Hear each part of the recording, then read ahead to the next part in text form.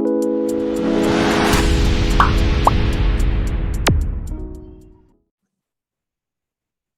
all, welcome to our new session. Electrician എക്സാമുകൾക്ക് ചോദിച്ചിട്ടുള്ള previous year questions ആണ് ഇന്നത്തെ സെഷനിൽ നമ്മൾ ഡിസ്കസ് ചെയ്യുന്നത്. ഫസ്റ്റ് ക്വസ്റ്റ്യൻ നോക്കാം. The total resistance of 30 ohm resistors and a 50 ohm resistors connected in parallel. അപ്പൊ നമുക്ക് കണ്ടുപിടിക്കേണ്ടത് ടോട്ടൽ റെസിസ്റ്റൻസ് ആണ്. അവിടുത്തെ റെസിസ്റ്റൻസിന്റെ വാല്യൂസ് ഒരു 30 ഓമും ഉണ്ട്, അതുപോലെ തന്നെ ഒരു 15 ഓമും ഉണ്ട്. അവർ പാരലലി ആണ് കണക്ട് ചെയ്തിട്ടുള്ളതെങ്കിൽ അവിടുത്തെ ടോട്ടൽ റെസിസ്റ്റൻസ് ആർ ടോട്ടൽ ആണ് കണ്ടുപിടിക്കേണ്ടത്. അപ്പോൾ രണ്ട് റെസിസ്റ്റേഴ്സ് പാരലൽ ആയിട്ട് കണക്ട് ചെയ്തിട്ടുണ്ടെങ്കിൽ അവരുടെ ടോട്ടൽ റെസിസ്റ്റൻസ് കാണാനുള്ള equation R1 R2 divided by R1 plus R2. ഇനി രണ്ടിൽ കൂടുതൽ ഉണ്ടെങ്കിൽ നമ്മൾ 1/R is equal to 1/R1 plus 1/R2 plus etcetera ചെയ്യും. എന്നിട്ട് എന്ത് ചെയ്യും? ലാസ്റ്റ് കിട്ടിയ ആൻസറിന്റെ റെസിപ്രോക്കൽ കണ്ടുപിടിക്കുമ്പോൾ നമുക്ക് എന്ത് കിട്ടും? R ഇക്വലന്റ് അഥവാ ടോട്ടൽ റെസിസ്റ്റൻസ് കണ്ടുപിടിക്കാൻ സാധിക്കും. ഇവിടെ നമ്മൾ ഈ R1ന്റെയും R2ന്റെയും വാല്യൂ സബ്സ്റ്റിറ്റ്യൂട്ട് ചെയ്യുമ്പോൾ that is 30 × 15 divided by 30 plus 15 അഥവാ 450 ഡിവൈഡഡ് ബൈ 45. ആൻസർ വരുന്നത് 10 ohm. ഓപ്ഷൻ എ ആണ് correct answer. Next question. If the power factor of a circuit is unity, its reactive power is.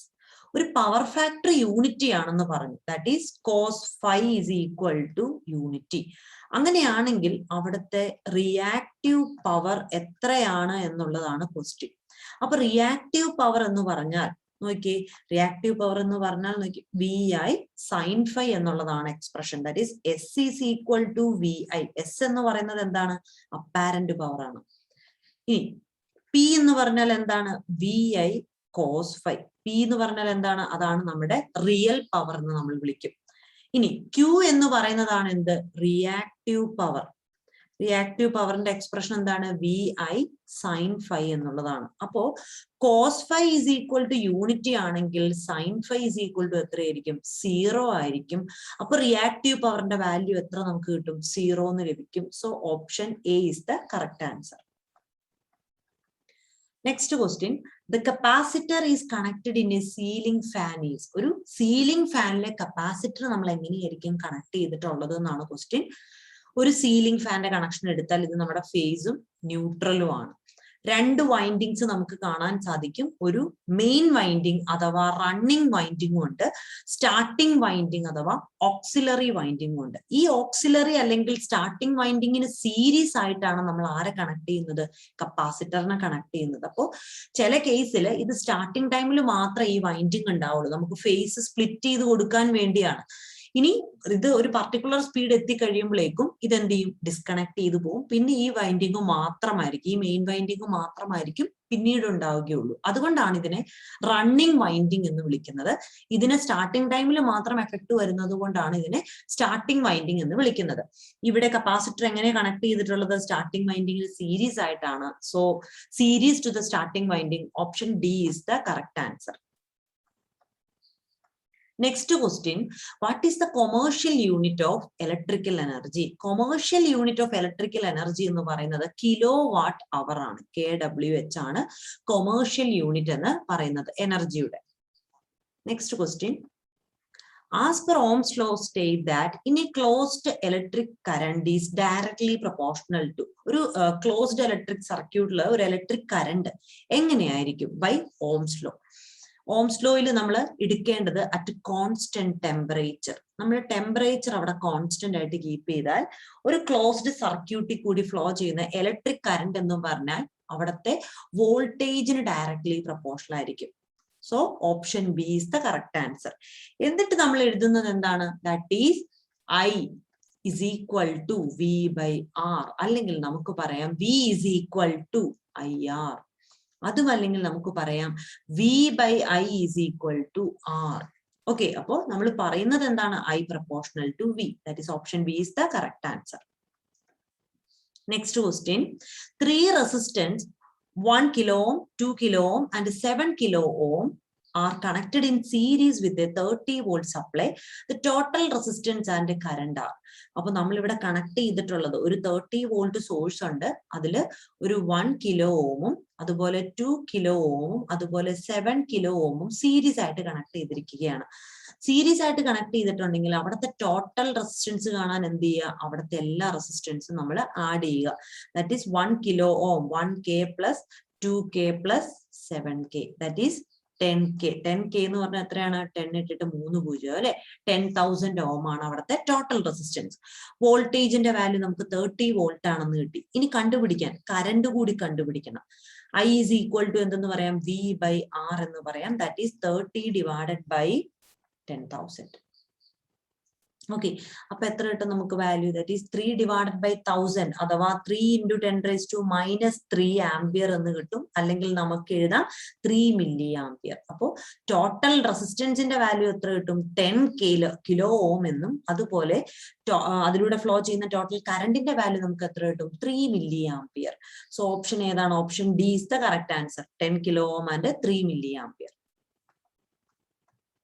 Next question, a material that can be magnetized only very slightly is called.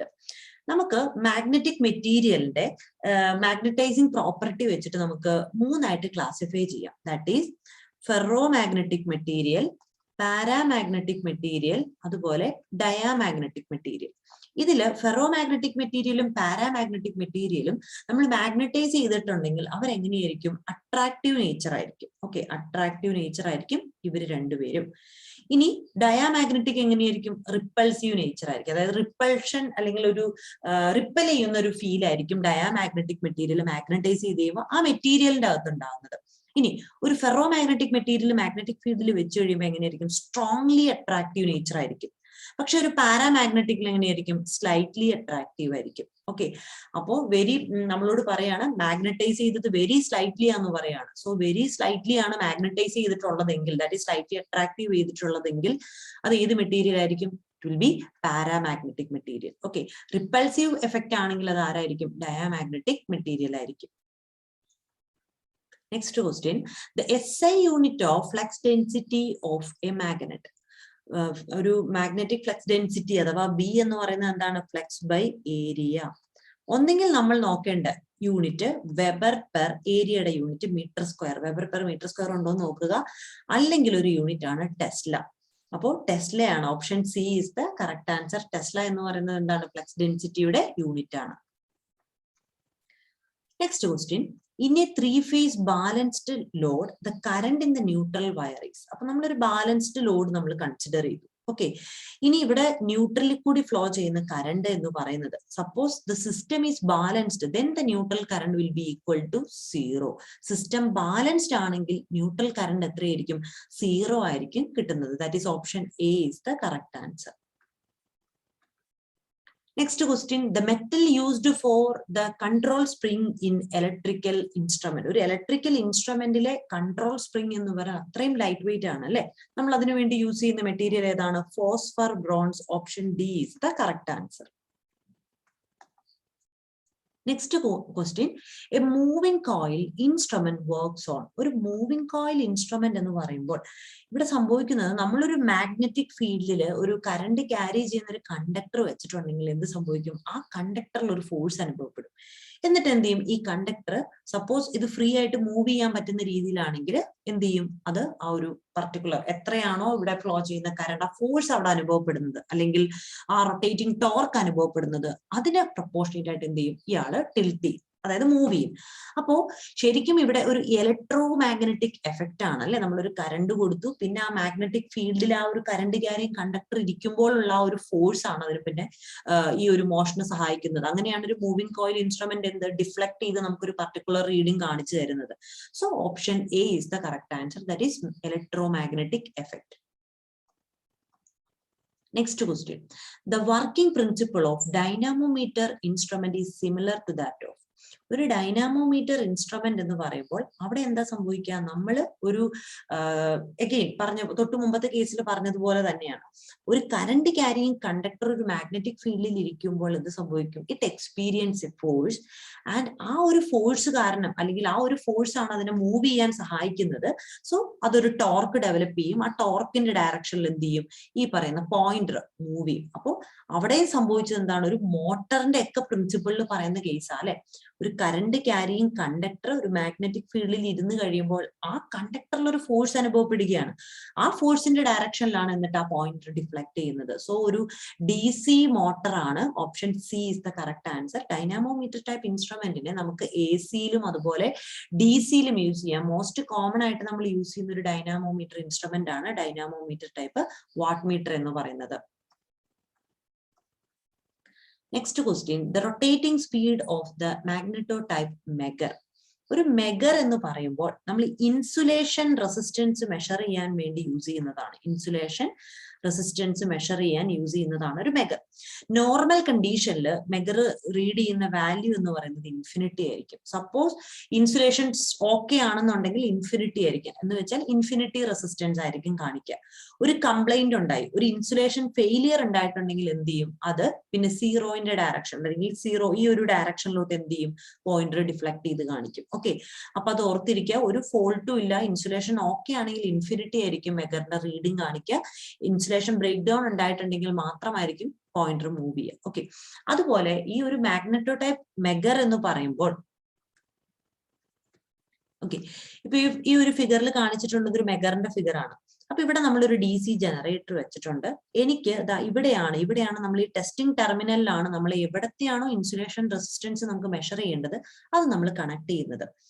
ഇതിലൂടെ നമ്മൾ ഒരു DC generator ഒരു crank handle ഉപയോഗിച്ച് നമ്മൾ rotate ചെയ്യുക. എന്നിട്ട് നമുക്കൊരു constant speed ലഭ്യമാക്കാൻ വേണ്ടിയാണ് നമ്മളൊരു ക്ലച്ച് ഇവിടെ കണക്ട് ചെയ്തിട്ടുള്ളത്.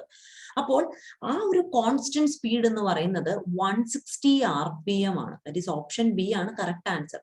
അപ്പൊ എന്ത് സംഭവിക്കും? ഇതിന്റെ ആർമേച്ചർ റൊട്ടേറ്റ് ചെയ്യുകയും ഇതിൽ നിന്നൊരു വോൾട്ടേജ് അല്ലെങ്കിൽ ഒരു EMF ഇൻഡ്യൂസ് ചെയ്ത് സർക്യൂട്ട് ക്ലോസ്ഡ് ആകുമ്പോൾ ഇതിൽ കൂടെ ഒരു കറണ്ട് ഫ്ലോയും സംഭവിക്കും. ഓക്കെ, അപ്പൊ കറണ്ട് ഫ്ലോ സംഭവിക്കുമ്പോൾ ആദ്യം ഈ കോയിലെ മാത്രമേ മാഗ്നറ്റൈസ് ചെയ്യുള്ളൂ. ഇനി എപ്പോഴാണോ നമ്മൾ ഇൻസുലേഷൻ കണ്ടുപിടിക്കാൻ ഒരു മെഷീൻ നമ്മൾ കണക്ട് ചെയ്യുന്നത്, അപ്പൊ എന്ത് സംഭവിക്കും? ഇതിലൂടെയും ഒരു കറണ്ട് ഫ്ലോ ചെയ്യും. ദാറ്റ് ഈസ് കോയിൽ ബിയിലൂടെയും ഒരു കറണ്ട് ഫ്ലോ ചെയ്യും. ഈ രണ്ട് മാഗ്നറ്റിക് ഫീൽഡിന്റെയും എഫക്റ്റ് കാരണമായിരിക്കും ഈ ഈ പോയിന്റർ ഇവിടെ കണക്ട് ചെയ്തിട്ടുള്ള പോയിന്റർ ഡിഫ്ലക്ട് ചെയ്യുന്നത്. അതങ്ങനെയാണ് ഒരു മെഗർ വർക്ക് ചെയ്യുന്നത്. സോ ഓർത്തിരിക്കുക, the rotating speed of a magneto type മെഗറിന്റെ സ്പീഡ് എന്ന് പറയുന്നത് എത്രയായിരിക്കും? 160 RPM ആയിരിക്കും. Next question, the current transformer steps up. ഒരു കറണ്ട് ട്രാൻസ്ഫോമർ എന്ന് നമ്മൾ പറയുമ്പോൾ കറണ്ട് ട്രാൻസ്ഫോമർ ചെയ്യുന്നത് എന്താണ്? അവിടെയും നമ്മൾ സ്റ്റെപ്പ് അപ്പ് വോൾട്ടേജ് ആണ് അല്ലെ. കറണ്ട് ട്രാൻസ്ഫോമർ എന്നാണ് പേരെങ്കിൽ പോലും നമ്മൾ അവിടെ യൂസ് ചെയ്യുന്നത് എന്താണ്? അവിടുത്തെ വോൾട്ടേജ് എന്ത് ചെയ്യാണ്? വോൾട്ടേജ് സ്റ്റെപ്പ് അപ്പ് ചെയ്യാണ്. ബട്ട് കറണ്ട് എന്ത് ചെയ്യാണ്? സ്റ്റെപ്പ് ഡൗൺ ചെയ്യാണ് കേട്ടോ. അതിന് കാരണം നമ്മളൊരു ട്രാൻസ്ഫോമർ കൺസിഡർ ചെയ്യാൻ നേരത്ത് ഒരു ട്രാൻസ്ഫോമറിന്റെ പവർ എന്തായിരിക്കും? ഈ പ്രൈമറി സൈഡിലെ പവറും സെക്കൻഡറി സൈഡിലെ പവറും കോൺസ്റ്റന്റ് ആണ്. Transformer is A constant power device.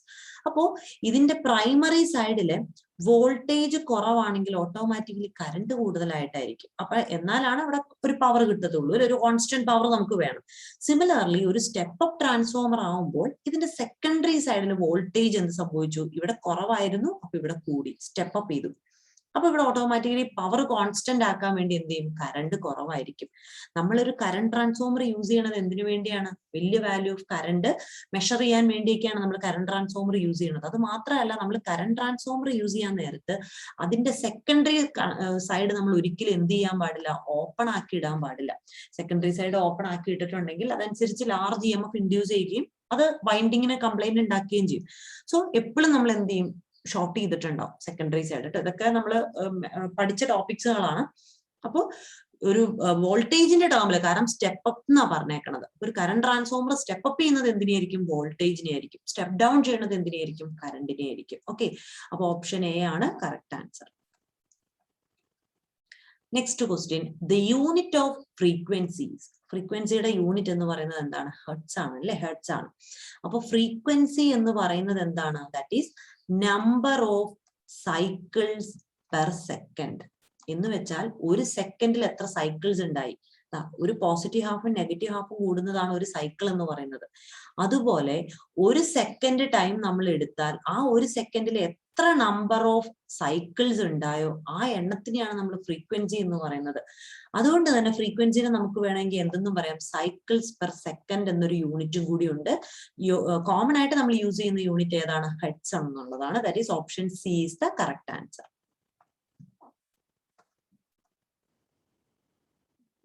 The reciprocal of resistances. റെസിസ്റ്റൻസിന്റെ റെസിപ്രോക്കലിനെ നമ്മൾ വിളിക്കുന്ന പേരെന്താണ്?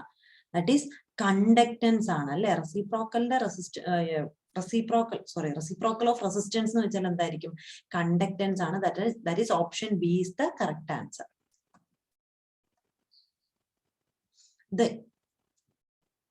The inner tube of high pressure mercury vapor lamp has. ഒരു high pressure mercury vapour lamp എന്ന് പറയുന്നത് ഒരു ഡിസ്ചാർജ് ലാമ്പിന് എക്സാമ്പിൾ ആണ്. എന്താണ് ഡിസ്ചാർജ് ലാമ്പ് എന്ന് പറഞ്ഞാൽ? അവിടെ ലൈറ്റ് നമുക്ക് പുറത്തോട്ട് കിട്ടുന്നത് ഗ്യാഷ്യസ് കണ്ടക്ഷന്റെ ഫലമായിട്ടാണ്. അതായത് നമ്മളൊരു ഇലക്ട്രിക് കറണ്ട് കൊടുത്തു കഴിയുമ്പോൾ ആ ഇലക്ട്രിക് കറണ്ട് ഈ ഇവിടെ ഒരു ഗ്യാസ് പാർട്ടിക്കിൾ ഉണ്ടെങ്കിൽ അതിനകത്തൊരു ആർക്ക് പ്രൊഡ്യൂസ് ചെയ്യുകയും അതിന്റെ ഫലമായിട്ട് ലുമിനസ് അല്ലെങ്കിൽ ലൈറ്റ് എമിറ്റിംഗ് എഫക്റ്റ് നമുക്ക് പുറത്തോട്ട് കിട്ടുകയാണ്. അങ്ങനെയാണ് ഒരു ഡിസ്ചാർജ് ലാമ്പ് വർക്ക് ചെയ്യുന്നത്. അപ്പോൾ ഇവിടുത്തെ കേസിൽ ഒരു മെർക്കുറി വേപ്പർ ലാമ്പിന്റെ കേസിൽ നമ്മൾ നോക്കിയാൽ രണ്ട് ഗ്ലാസ് ട്യൂബുകൾ കാണാൻ പറ്റും. ഒന്നാമത് ഒരു ഇന്നർ ട്യൂബും പിന്നെ ഒരു ഔട്ടർ ട്യൂബും ഉണ്ട്. ഇന്നർ ട്യൂബ് നമ്മൾ ക്വാർട്സ് ഉപയോഗിച്ചിട്ടായിരിക്കും ഉണ്ടാക്കിയിട്ടുള്ളത്. ഔട്ടർ ട്യൂബ് എന്തായിരിക്കും? ബോറോസിലിക്കേറ്റ് മെറ്റീരിയൽ ആയിരിക്കും. ഓക്കെ, ഇതില് ഇന്നർ ട്യൂബിനകത്ത്, ഇന്നർ ട്യൂബാണ് ഇവിടെ ചോദിച്ചിട്ടുള്ളത്. ഇന്നർ ട്യൂബ് നമ്മൾ ഫില്ല് ചെയ്തിട്ടുള്ളത് എങ്ങനെയായിരിക്കും? Small amount of mercury and argon. നമ്മൾ ഓപ്ഷൻ നോക്കുക, അതിൽ മെർക്കുറിയുടെ കേസ് പറയുന്നില്ല, ആർഗൺ മാത്രമേ ഉള്ളൂ. So option C is the correct answer. ഇനി ഔട്ടർ ട്യൂബ് ആണെങ്കിൽ നമ്മൾ എന്ത് വെച്ചിട്ടായിരിക്കും ഫില്ല് ചെയ്തിട്ടുണ്ടാവുക? Nitrogen gas. And that nitrogen gas is also given in the option. ഓപ്ഷന് നമുക്ക് തന്നിട്ടുമുണ്ട്. സോ നമ്മൾ കറക്റ്റ് ആയിട്ട് പഠിച്ചു വെക്കുക, ഇന്നർ ട്യൂബില് മെർക്കുറി ആൻഡ് ആർഗൺ ഉണ്ടാവും. പക്ഷേ ഔട്ടർ ട്യൂബിൽ ആരാണ് ഉണ്ടാവുക? നൈട്രജൻ മാത്രമേ ഉണ്ടാവുള്ളൂ. അപ്പൊ നമ്മൾ ഇവിടെ പറയുന്ന ആർക്ക് ട്യൂബ്, ഇന്നർ ട്യൂബിൽ ഇരിക്കുന്ന ആർക്ക് ട്യൂബിലോട്ട് നമ്മൾ ഈ പറയുന്ന പോലെ കണക്ഷൻ സപ്ലൈ വന്നു കഴിയുമ്പോൾ എന്ത് സംഭവിക്കും? അവിടെ ഈ ആർഗണിൽ ഡിസ്ചാർജിങ് സ്റ്റാർട്ട് ചെയ്യാണ്. ആർഗൺ ഗ്യാസിൽ ഡിസ്ചാർജിങ് സ്റ്റാർട്ട് ചെയ്യും. എന്നിട്ട് എന്ത് സംഭവിക്കും? അപ്പോൾ ഉണ്ടാവുന്ന ഹീറ്റ്, ആ ഹീറ്റ് ഇതിന്റെ അകത്തുള്ള മെർക്കുറിനെ വേപ്പറൈസ് ചെയ്യിക്കും. ഓക്കെ, ഈ വേപ്പറൈസ് ചെയ്ത് കഴിയുമ്പോൾ ഓട്ടോമാറ്റിക്കലി വീണ്ടും ആ ഇതിന്റെ അകത്ത്, ഈ ഇന്നർ ട്യൂബിന്റെ അകത്തുള്ള പ്രഷർ എന്ത് ചെയ്യും? ഇൻക്രീസ് ചെയ്യും. അപ്പൊ പ്രഷർ ഇൻക്രീസ് ചെയ്യുമ്പോൾ ഓട്ടോമാറ്റിക്കലി ഇതിന്റെ അകത്ത് വരുന്ന ഒരു പൊട്ടൻഷ്യൽ ഡിഫറൻസ് ഇൻക്രീസ് ചെയ്യും. ഒരു 20 to 150 വോൾട്ട് റേഞ്ചിലോട്ട് അത് കൂടും. അത് കഴിഞ്ഞ ശേഷം എന്ത് സംഭവിക്കും? ഈ mercury vapour lamp light rays emit ചെയ്യാൻ തുടങ്ങും. ആ ലൈറ്റ് റേസിന്റെ കളർ എന്ന് പറഞ്ഞാൽ എന്തായിരിക്കും? ഏകദേശം ഒരു ഗ്രീനിഷ് ബ്ലൂ ലൈറ്റ് ആയിരിക്കും എമിറ്റ് ചെയ്യുന്നത്. അപ്പൊ അടുത്തൊരു കാര്യം കൂടി ഓർത്തിരിക്കുക, ഒരു ഹൈ പ്രഷർ മെർക്കുറി വേപ്പർ ലാമ്പിന്റെ ലൈറ്റ്, അത് പുറത്തോട്ട് തരുന്ന ലൈറ്റ് എന്ത് കളറായിരിക്കും? ഒരു ഗ്രീനിഷ് ബ്ലൂ ലൈറ്റ് ആയിരിക്കും നമുക്ക് പുറത്തോട്ട് തരാം. സോ അതാണ് ഒരു മെർക്കുറി വേപ്പർ ലാമ്പ്. അടുത്ത question, 250 volt 100 watt lamps when connected in series to 250 volt supply will light. നമ്മൾ ഒരേ റേറ്റിംഗിലുള്ള രണ്ട് ലാമ്പുകൾ സീരീസ് ആയിട്ട് കണക്ട് ചെയ്തിരിക്കുകയാണ്. അപ്പോ ഇവിടുത്തെ കേസിൽ നമ്മൾ നോക്കിയാൽ രണ്ട് ലാമ്പുകൾ നമ്മൾ സീരീസ് ആയിട്ട് കണക്ട് ചെയ്തു. എന്നിട്ട് ഇതിന്റെ സപ്ലൈ എന്ന് പറയുന്നത് എത്രയാണ്? 250 വോൾട്ട് ആണ് നമ്മൾ കൊടുക്കുന്ന സപ്ലൈ. ഇത് ഒരു 250 വോൾട്ട് 100 വാട്ട്സ് ലാമ്പാണ്. ഇത് ഒരു 250 വോൾട്ട് 100 വാട്ട്സ് ലാമ്പാണ്. നമുക്ക് ഈ ലാമ്പിന്റെ പ്രോബ്ലം കിട്ടുമ്പോൾ നമ്മൾ ആദ്യം ചെയ്യേണ്ടത് ഓരോ ലാമ്പിന്റെയും ഇൻഡിവിജ്വൽ റെസിസ്റ്റൻസ് കണ്ടുപിടിക്കുക. അപ്പൊ നമുക്കറിയാം power is equal to V square by R. അങ്ങനെയാണെങ്കിൽ R ഈസ് ഈക്വൽ ടു എന്തായിരിക്കും? V square by P. ഒന്നാമത്തെ റെസിസ്റ്റൻസ് കണ്ടുപിടിക്കാൻ നേരത്ത് 250 into 250 ഡിവൈഡഡ് ബൈ 100. അപ്പൊ നമുക്ക് എന്ത് കിട്ടും? 25 into 25, that is 625 ഓം എന്ന് കിട്ടി. അത് ഒരാളുടെ റെസിസ്റ്റൻസ്. മറ്റേ ആളുടെ റെസിസ്റ്റൻസ് എന്ത് തന്നെയാണ്? ഐഡന്റിക്കൽ ആയതുകൊണ്ട് അതും 625 ഓം തന്നെയാണ്. അങ്ങനെയാണെങ്കിൽ ഈ സീരീസ് ആയിട്ട് കണക്ട് ചെയ്തിട്ടുള്ള ലാമ്പിന്റെ ടോട്ടൽ റെസിസ്റ്റൻസ് എത്രയായിരിക്കും? R1 plus R2 അഥവാ 625 plus 625 എത്ര കിട്ടും നമുക്ക്? ദാറ്റ് ഈസ് 1250 ഓം എന്ന് കിട്ടും. ഇനി ഓർക്കുക, ഇവിടുത്തെ നമ്മൾ കൊടുക്കുന്ന വോൾട്ടേജ് എത്രയാണ്? 250 വോൾട്ട് ആണ്. അങ്ങനെയാണെങ്കിൽ ഈ സർക്യൂട്ടിൽ കൂടി ഫ്ലോ ചെയ്യുന്ന കറണ്ട് എത്രയായിരിക്കും? I is equal to V by R total, that is 250 divided by 1250.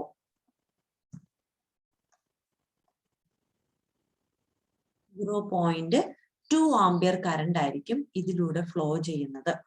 ഇനി നമ്മൾ നോക്കേണ്ട എന്താണ്? അപ്പൊ ഒന്നാമത്തെ കാര്യം ഇൻഡിവിജ്വൽ ടോട്ടൽ റെസിസ്റ്റൻസും ഇൻഡിവിജ്വൽ റെസിസ്റ്റൻസും കണ്ടുപിടിച്ചു. രണ്ടാമത് നമ്മൾ ഈ സർക്യൂട്ടിൽ കൂടി ഫ്ലോ ചെയ്യുന്ന കറണ്ട് കണ്ടുപിടിച്ചു. മൂന്നാമത് നമ്മൾ കണ്ടുപിടിക്കേണ്ടത് ഓരോ ലാമ്പിലും ഉണ്ടാവുന്ന വോൾട്ടേജ് അല്ലെങ്കിൽ വോൾട്ടേജ് ഡിസിപ്പേഷൻ, എത്ര വോൾട്ടേജ് അവിടെ ഡിസിപ്പേറ്റ് ചെയ്യുന്നുണ്ട് എന്നുള്ളതാണ്. So V is equal to IR, that is 0.2 into ഓരോരുത്തരുടെ എത്രയാണ്? 625. എത്ര കിട്ടും? 125 വോൾട്ട് ആണ് കിട്ടുന്നത്. അപ്പോ ഇവിടെ വരുന്ന വോൾട്ടേജും 125 വോൾട്ട് എഫക്റ്റ് ആണ് കിട്ടുക, ഇവിടെയും 125 വോൾട്ട് എഫക്റ്റ് ആണ് കിട്ടുന്നത്. അപ്പൊ എന്ത് കിട്ടി? 250 വോൾട്ട് ആണെങ്കിൽ അത് ഫുൾ വോൾട്ടേജിൽ നമുക്കത് നല്ല ബ്രൈറ്റ് ആയിട്ട് അത് കത്തുള്ളൂ. ഇതെന്താ? അതിന്റെ നേരെ ഹാഫ് ആയിട്ട് വോൾട്ടേജ് കിട്ടുന്നത് അല്ലെ? അപ്പൊ എന്ത് സംഭവിക്കും? ബ്രൈറ്റ് ആയിട്ട് അത് കത്തില്ല, പകരം രണ്ട് ലാമ്പും ഐഡന്റിക്കൽ ലാമ്പ് ആയതുകൊണ്ട് എന്ത് ചെയ്യും? രണ്ടും ഡിം ആയിട്ടായിരിക്കും ഗ്ലോ ചെയ്യുക.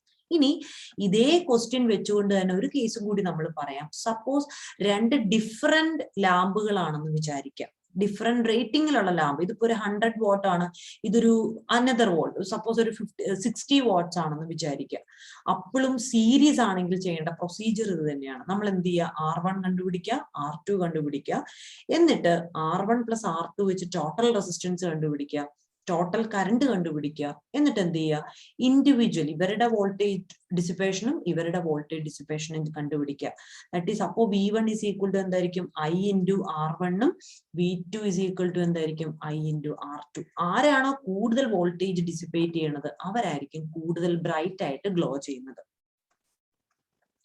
അടുത്ത question, according to the NE code the colour code for the neutral is.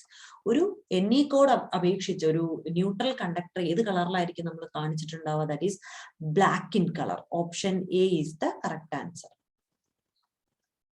Next question, to get sparkless commutation be use. Sparkless കമ്മ്യൂട്ടേഷന് വേണ്ടി നമ്മൾ എന്താണ് ഒരു കണക്ഷൻ, ഒരു ആർമേച്ചർ അല്ലെങ്കിൽ ഒരു മോട്ടോർ ഡിസൈൻ ചെയ്യാൻ നേരത്ത് നമ്മൾ ചെയ്യുന്നത്? അതിന് നമ്മളെ സഹായിക്കുന്നതാണ് ആര്? Compensating winding. അപ്പൊ ഒരു കോമ്പൻസേറ്റിംഗ് വൈൻഡിങ് ആണ് സ്പാർക്ക്ലെസ് കമ്മ്യൂട്ടേഷന് നമ്മളെ സഹായിക്കുന്നത്.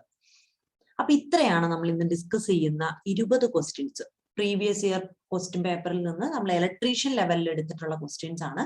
ഇതുപോലുള്ള കൂടുതൽ ക്വസ്റ്റ്യൻസ് ഡിസ്കസ് ചെയ്യുവാൻ വേണ്ടിയും നിങ്ങൾക്കത് ഹെൽപ്ഫുൾ ആണ്, ഈ വീഡിയോ നിങ്ങൾക്ക് ഹെൽപ്ഫുൾ ആണെങ്കിൽ നിങ്ങൾ നമ്മുടെ ചാനൽ ലൈക്ക് ചെയ്യുക, അതുപോലെ സബ്സ്ക്രൈബ് ചെയ്യുക. അതുപോലെ നിങ്ങൾക്ക് എന്തെങ്കിലും പുതിയൊരു ടോപ്പിക്കിനെ പറ്റി ക്ലാസ് വേണമെന്നുണ്ടെങ്കിൽ നിങ്ങൾ കമന്റ് ചെയ്യുക. Okay, thank you.